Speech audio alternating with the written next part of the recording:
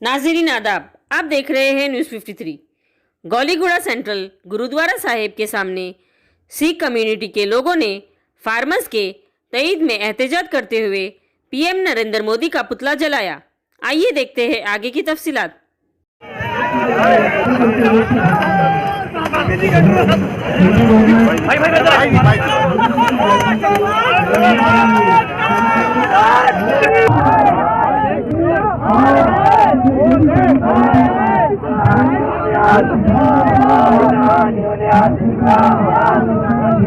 General secretary Sikh education society Hyderabad आज जो दिल्ली में किसान भाई प्रोटेस्ट कर रहे हैं उनके सपोर्ट में यहाँ पर सेंट्रल गुरुद्वारा साहिब गौलीगुड़ा में सारे सिख बंधुओं ने यहाँ पे प्रोटेस्ट मार्च कर रहे हैं।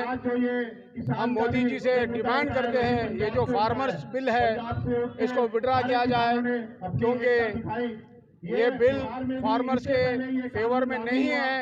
ये जो कानून आप लागू कर रहे हैं ये किसान को नुकसान देने वाला है। इससे छोटे किसान को कतई फायदा नहीं होएगा।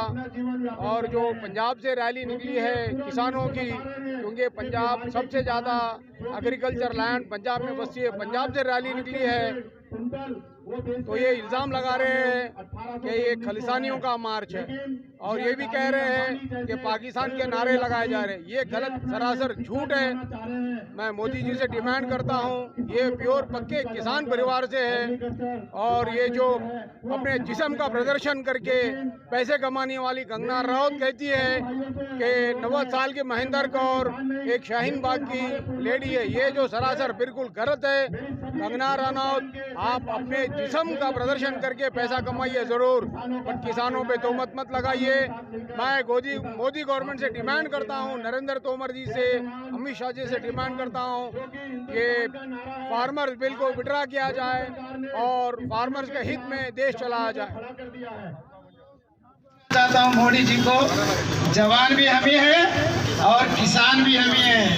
अगर हम नहीं रहते सुनो, परसों चाइना का हमला हुआ ना, कितने मरे अपने 20-25 मार दिए उन्होंने, पर एक गुरतेज सिंह क्या करा?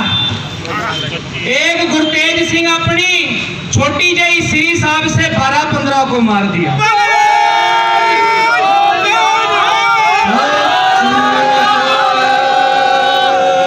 ये ना वड्याई वाली बात ना लेना, सिपाही सब एक होते हैं पर सिर पर दस्तार सिर्फ खालसा के सजती है।